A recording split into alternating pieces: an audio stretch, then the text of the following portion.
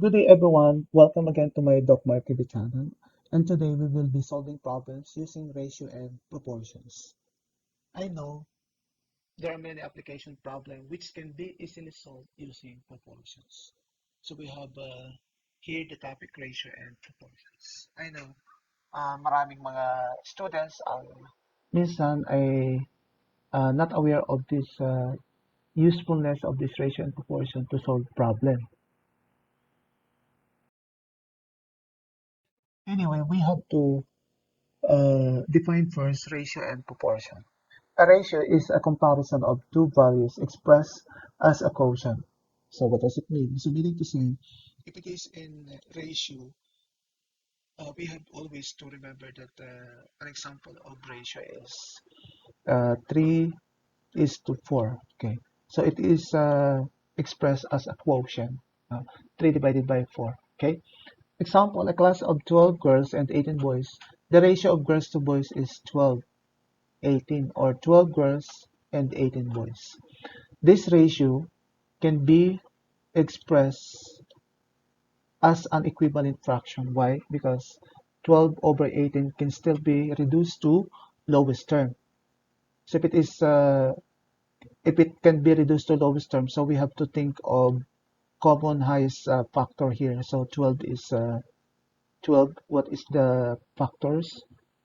Of course, we have 12. We have 2. We have 4. We have 3, right?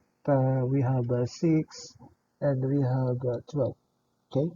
What about 18? So 18 can be factored using 2, right? Using 3, and using 6, and we have 9. So the common factor, greatest common factor for this is 6. So that's why 12 divided by 6 is 2, and 18 divided by 3 is equal to 6, right? Or 18 divided by 6 is 3, or 12 divided by 6 is equal to 2. So we have that. So a proportion is an equation stating that two ratios are equal. So by the way, how can we prove that this is equal, right? So we simply cross multiply this, and there you go. We have 12 times 3 is 36, right?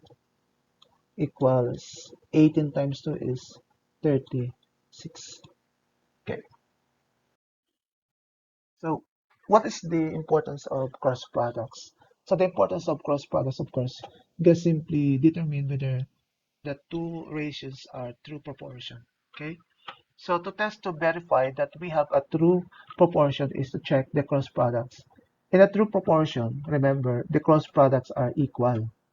So we have this 12 over 18 equals 2 over 3. So we have to cross multiply. Of course, we have this now. 18 times 2 is 36, and 12 times 3 is equal to 36. Now, if they are equal, so that is true proportion. In this case, the cross products are equal. See, 36 is equal to 36. So we have a true proportion. This feature of proportions is very useful in solving problems.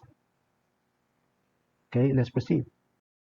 An example of proportion here is this one, right? Change 42 inches to feet. So what's the problem? 42 inches to feet. So of course we have to learn that in the 1 foot, remember we have equals how many inches? 12 inches. So we have to find the number of feet given the 42 inches. There are 12 inches in 1 foot. We will set up a proportion here, 12 over 1. So it is in 1 foot there is 12 inches. And of course we have this 42 inches. And what is the value of x? So we have to label values to ensure the ratio is accurate on both sides of the equation. So we have to find cross products. Okay, so we have to find the cross products. So we have to multiply 32 times 1, or 2 times x. way, it's up to you whether you can find easy to solve x.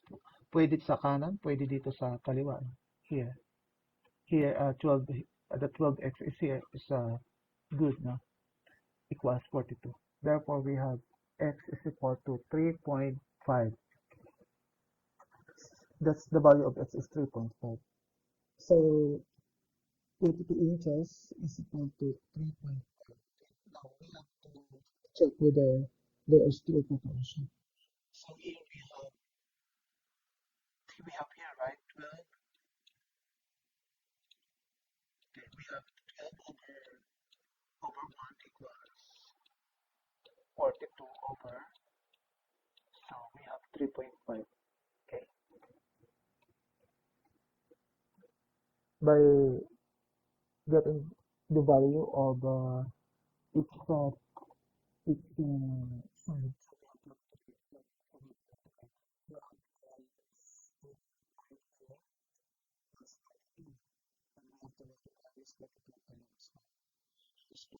so there is 3 since this value is the same with this value. Another problem is this one, right? If 12 gallons of gas costs 26.68 here, and how much will 15 gallons cost? We have to find 15 gallons. Of course, we have this and 12 gallons and costing 26.68. So we have to set up proportion and label the parts. So the 12 gallons, of course, cost 26.68 and 15 is what we are looking for, the value of 15 gallons of gas. So of course by cross multiplication again, so we have this 12x equals 15 times 26.68. So we have this and we have this, and x is equal to 33.33. So that's the value for x. So if we are looking for 15 gallons, it will cost 33.35. And we substitute and check whether this is true proportion.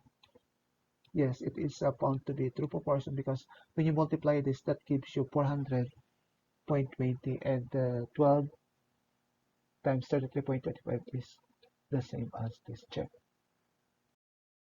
Another example is this one. Yogurt is on sale at 5 cartons for $3. How much will it cost for 12 cartons? Okay, so we have to find the cost of 12 cartons of yogurt, and given the packs. So 5 cartons is $3. So of course, 5 cartons is $3.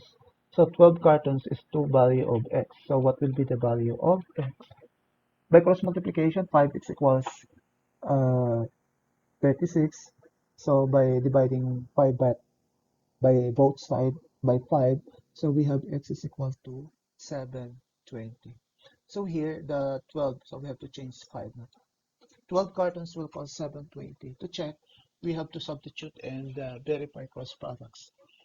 Of course, by multiplying this and this, that gives you 36 is equal to 36.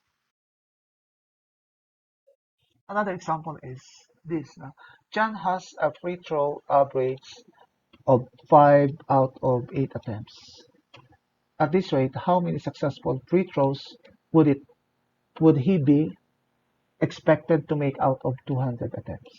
So we have to find number of successful free throws as expected, given the fact that he has normally makes 5 out of 8. 5 out of 8. So we have to create the formula 5 is to 8, 5 successful throws into 8 attempts. So what will be the x if there are 200 attempts? So by cross multiplication again, so we have to multiply 8x is equal to 1000. X is equal to 125.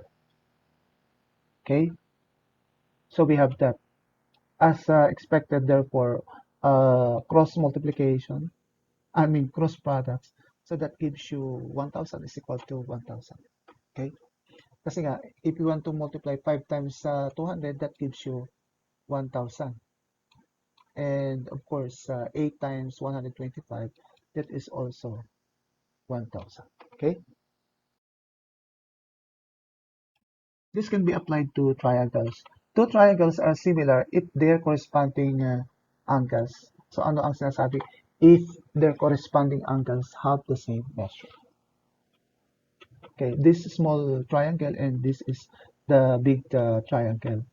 Okay, so we have to find the measure of the side x. Ito yung side x. So there are given facts.